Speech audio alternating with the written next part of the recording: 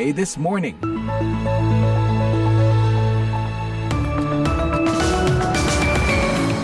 Halo pendengar VOA, akhir pekan lagi nih. Bagaimana di Indonesia? Tentunya hampir musim hujan ya.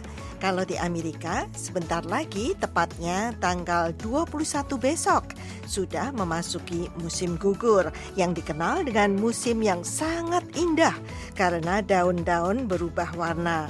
Tapi kalau dedaunan itu sudah berguguran di tanah menjadi sukar dan melelahkan untuk dibersihkan. Baiklah pendengar, kami buka VOA This Morning bersama saya, Puspita Sariwati, dengan berbagai laporan yang telah kami siapkan. Di antaranya, sejumlah analis perkirakan perang dagang AS-Tiongkok bisa berdampak pada konsumen di AS. Everyone is promising the moon. But the truth of the matter is that the import tariffs are paid by the US firms. Para pemimpin Australia, India, dan Jepang berkumpul untuk pertemuan Quad. This Leaders Summit will focus on bolstering the strategic convergence among our countries. Jangan lupa pendengar, Anda juga bisa mendengarkan VOA This Morning secara live streaming di www.voaindonesia.com atau kapan saja di platform podcast langganan Anda seperti Spotify, YouTube Podcast, atau Apple Podcast. Kini kami sampaikan dulu berita dunia bersama Nur Hadi Sucahyo. Pemimpin Hizbullah Lebanon, Syed Hassan Nasrallah, mengatakan pada Kamis bahwa Israel telah melanggar batas dengan meledakkan ribuan pager atau penyeranta di berbagai wilayah negara itu. Nasrallah telah menuduh Israel terkait serangan baru-baru ini yang menyebabkan sejumlah korban tewas di Lebanon.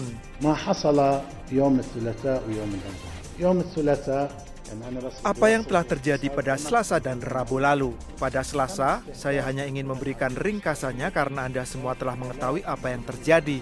Ribuan penyeranta telah menjadi target dari musuh kita, Israel, dan semua itu diledakkan pada saat bersamaan.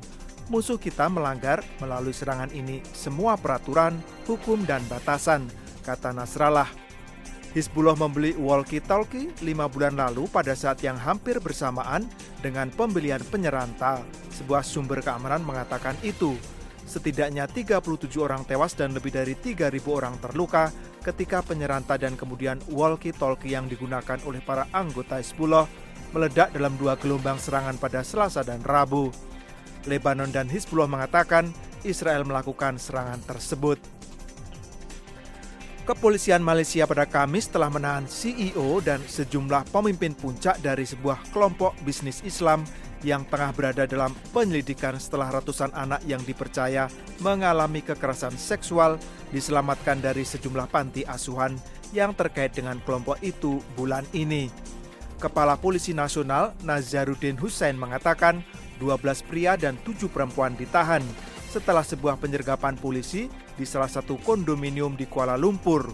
Usia mereka berada pada kisaran antara 25 sampai 65 tahun. Nasiruddin Muhammad Ali, CEO dari Global Ikhwan Services and Business, dan sejumlah anggota Dewan Penasihat GISB termasuk di antara mereka yang ditahan, kata Nazaruddin kepada EPI. Pihak lain yang juga ada dalam daftar yang ditahan yang dilihat oleh EPI termasuk 2 dari 4 istri Nasiruddin dan 2 anaknya.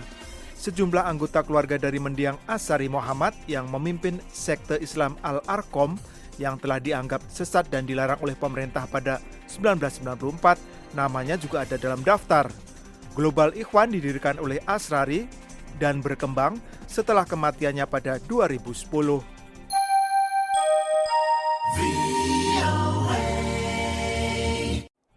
Parlemen Eropa pada Kamis mengadopsi sebuah resolusi yang menyerukan negara-negara Uni Eropa membiarkan Ukraina menggunakan senjata barat untuk menyerang target militer di dalam wilayah Rusia.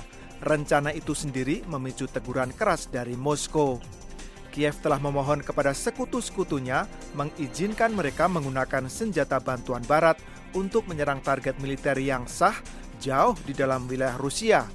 Target-target itu misalnya pangkalan udara yang digunakan oleh pesawat-pesawat Rusia dalam pemboman terhadap Ukraina. Anggota Parlemen Uni Eropa menyetujui resolusi tersebut yang tidak mengikat dan tidak mencerminkan sikap 27 negara blok tersebut dengan 425 suara mendukung, 131 menentang, dan 63 abstain. Naskah persetujuan tersebut menyerukan kepada negara-negara anggota untuk segera mencabut pembatasan penggunaan sistem persenjataan Barat yang dikirim ke Ukraina terhadap target militer yang sah di wilayah Rusia. Pihak berwenang Bulgaria telah menolak klaim bahwa perangkat yang meledak telah dikirimkan melalui negara Balkan itu. Tidak ada operasi bea cukai dengan peralatan komunikasi yang telah dilakukan melalui wilayah Bulgaria, kata Badan Negara untuk Keamanan Nasional dalam sebuah pernyataan pada Kamis. Pernyataan itu muncul sebagai tanggapan atas publikasi media yang menuduh bahwa sebuah perusahaan yang terdaftar di Bulgaria telah memasok organisasi Hizbullah di Lebanon dengan perangkat peledak yang telah diledakkan di wilayah Lebanon dan Suriah. Pernyataan itu juga menambahkan bahwa badan tersebut telah melakukan pengecekan bersama dengan Badan Pendapatan Nasional dan Kementerian Dalam Negeri untuk dugaan keterlibatan perusahaan yang terdaftar di Bulgaria dalam pasokan peralatan komunikasi kepada Hizbullah.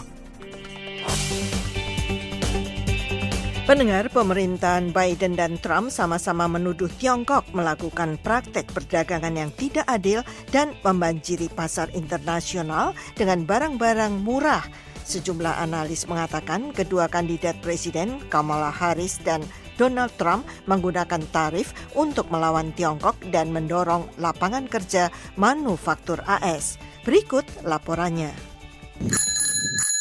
Pendengar, bel sepeda buatan Tiongkok yang berharga $6 ini dapat menjadi $9.60 jika tarif tambahan yang diusulkan calon presiden dari Partai Republik Donald Trump menjadi kenyataan. Kita akan menerapkan tarif pada negara lain. Negara-negara lain akhirnya setelah 75 tahun akan membayar kita untuk semua yang telah kita lakukan untuk dunia. Dan tarifnya akan sangat besar dalam beberapa kasus. Berdasarkan rencana kebijakan Trump itu, maka produk buatan Tiongkok akan terkena tarif sebanyak 60%. Trump juga mengatakan akan menerapkan tarif menyeluruh hingga 20% pada semua negara lain. Baik Trump maupun calon presiden dari Partai Demokrat, Kamala Harris, mengatakan ingin memulihkan kembali lapangan pekerjaan di Amerika. Policy about China should be in making sure the United States of America wins the competition for the 21st Kebijakan tentang century. Tiongkok seharusnya memastikan bahwa Amerika lah yang akan memenangkan kompetisi di abad ke-21, ujar Kamala. Pemerintahan Biden mempertahankan sebagian besar pajak impor yang diberlakukan selama masa kepresidenan Trump. Pada bulan Mei lalu misalnya, Biden mengumumkan kenaikan tarif lebih lanjut atas impor Tiongkok senilai $18 miliar, termasuk 100% pajak impor untuk kendaraan listrik Tiongkok. Pemerintahan Biden mengatakan tarif ini diberlakukannya lebih strategis karena ditujukan untuk industri tertentu. Sementara rencana pajak impor Trump menggunakan pendekatan yang lebih luas yang akan membebani rumah tangga kelas menengah Amerika sebesar $4.000 lebih banyak per tahun. Perkiraan lain berada di kisaran sekitar $2.000. Namun Trump memastikan konsumen tidak akan terdampak.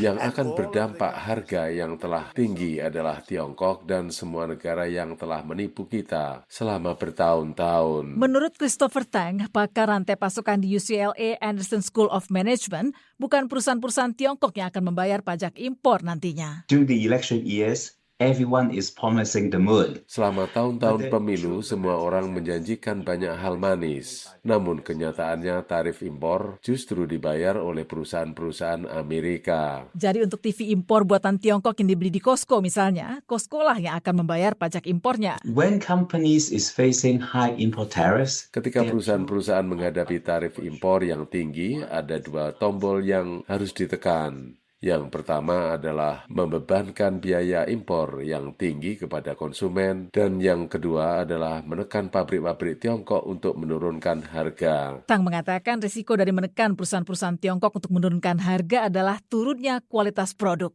Pajak impor mungkin berarti lebih sedikit label Made in China atau Made in Tiongkok yang dicetak. Tapi itu tidak berarti akan ada lebih sedikit impor yang datang dari Tiongkok, ujar Tang. Seraya menambahkan bahwa Tiongkok hanya akan menggunakan label dari negara lain. Demikian laporan tim VOA. Presiden Joe Biden hari Sabtu akan menjadi tuan rumah bagi para pemimpin Australia, India, dan Jepang untuk pertemuan Quad terakhirnya. Sejumlah analis mengatakan Tiongkok merupakan salah satu fokus pembicaraan dalam pertemuan itu. Berikut laporannya. Gedung Putih mengatakan Biden menjadikan peningkatan hubungan negara-negara Quad, India, Jepang, Australia, dan Amerika Serikat sebagai prioritas menjelang akhir masa jabatannya. Quad adalah kelompok keamanan yang berfokus pada kawasan Indo-Pasifik, wilayah berpenduduk padat yang penting secara ekonomi, tidak hanya bagi para anggotanya, tetapi juga bagi Tiongkok. Karine Jean-Pierre, Sekretaris Pers Gedung Putih menjelaskan, pertemuan itu penting secara pribadi bagi Biden yang akan menjamu para pemimpin itu di rumah pribadinya di Delaware. This leaders' summit will focus on bolstering the strategic convergence among our countries. KTT para pemimpin ini akan fokus pada penguatan konvergensi strategis di antara negara-negara anggota, memajukan visi bersama mengenai kawasan Indo-Pasifik yang bebas dan terbuka dan memberikan manfaat-manfaat nyata. Menurut sejumlah pejabat Amerika, para pemimpin tersebut akan mengambil tindakan yang menjadi keprihatinan di kawasan itu, dan keempat negara itu akan membuat pengumuman mengenai upaya menumpas penangkapan ikan ilegal. Kurt Campbell, Wakil Menteri Luar Negeri Amerika, mengatakan, vast majority of those fishing fleets are Chinese. We think these capacities will be... Sebagian besar armada penangkapan ikan ilegal tersebut adalah milik Tiongkok. Kami pikir kapasitas ini akan sangat bermanfaat dalam membantu pemerintah setempat mencegah penangkapan ikan ilegal di perairan mereka. Para analis mengatakan bahwa menempatkan para pemimpin 4 negara demokrasi kuat dalam satu ruangan memberi mereka ruang untuk berbicara secara bebas. Rafiq Dosani, ekonom senior di perusahaan riset RAND, mengatakan, So really, I think the real agenda is not spoken about. It's China. It's how to manage the... Agenda sebenarnya tidak diungkapkan, tapi sebenarnya itu adalah Tiongkok. Yang penting adalah bagaimana mengelola persaingan dengan Tiongkok. Namun, menurut pakar hubungan internasional Catherine Peck dari Pusat Kajian Strategis dan Internasional (CSIS), Tiongkok bukan satu-satunya fokus perhatian para pemimpin itu. This is certainly not a contained China club. Ini jelasnya bukan klub yang berusaha mengekang Tiongkok. Tujuan utama Quad berfokus pada kesehatan, memenuhi kebutuhan infrastruktur, meningkatkan kemampuan negara-negara dalam memantau domain maritim dan sumber daya maritimnya, serta hubungan antar manusia. Untuk Arif Budiman, saya Karlina Amkas, VOA, Washington. The Voice of America, VOA. Pendengar, bisakah Partai Republik dan Demokrat mengesampingkan perbedaan mereka di lantai dansa? Sebuah acara tur pesta dansa di AS bertujuan agar pemilu membawa kegembiraan di antara para pemilih yang terpecah menjelang hari pemilu. Daybreaker, penyelenggara pesta pagi hari tanpa minuman keras itu kini melakukan misinya guna membantu masyarakat mendaftar untuk pemilu dan bersemangat datang ke TPS. Fajar baru menyingsing, tetapi sekelompok pengunjung pesta mengikuti acara yang diselenggarakan pada hari kerja itu demi tujuan baik, yaitu meningkatkan kehadiran pemilih dalam pemilu. Salah seorang pendiri Daybreaker, Sahda Agrawal, mengatakan, fokus kami benar-benar untuk para pemilih yang pertama kali akan memberikan suara. Pemilih muda, para pemilih periang yang mungkin tidak ingin bangun dari tempat tidur. Panitia mula-mula mengajak peserta melakukan sedikit yoga, kemudian mereka menghidupkan musik. Daybreaker terkenal dengan pesta dansa pagi hari tanpa mabuk-mabukan dan penuh energi. Namun kini mereka mulai masuk ke dunia politik dengan memulai apa yang disebut Purple Tour kurang dari 2 bulan sebelum hari pemilu. Tujuan tur dansa ini adalah membuat masyarakat mendaftarkan diri dan bersemangat untuk memilih apapun afiliasi partai mereka. Selain itu, tujuannya untuk menyatukan warga Amerika dari tim biru, sebutan untuk pendukung Partai Demokrat, dan tim merah, sebutan untuk pendukung Partai Republik, serta berpesta dalam TPS-TPS. Direktur Proyek Tanggung Jawab Warga, Ashley Spillane, mengatakan, inilah yang dibangun demokrasi kita. Setiap orang mempunyai hak untuk memilih. Kami ingin memastikan semua orang merasa diberdayakan dan bersemangat untuk melakukannya, terlepas dari siapa yang kita pilih. Pemimpin mayoritas Senat AS, Chuck Schumer, bahkan mampir ke pesta dansa baru-baru ini untuk memperkuat pesan tersebut. Salah seorang penari mengaku ia merasa cemas dengan hasil pemilu menjelang hari pemilu. Saya tidak terlalu bersemangat tentang itu, jadi saya perlu mengusahakan semua yang saya bisa agar bersemangat. Tur itu dimulai pada 12 September di Washington DC dan kini melakukan perjalanan ke kota-kota di seluruh negeri, termasuk singgah di negara bagian Pennsylvania, Michigan, dan Arizona. Mereka yang datang berdansa bisa mendaftar di tempat sebagai pemilih sebelum kembali menari di lantai dansa. Puspita Sariwati, VOA, Washington.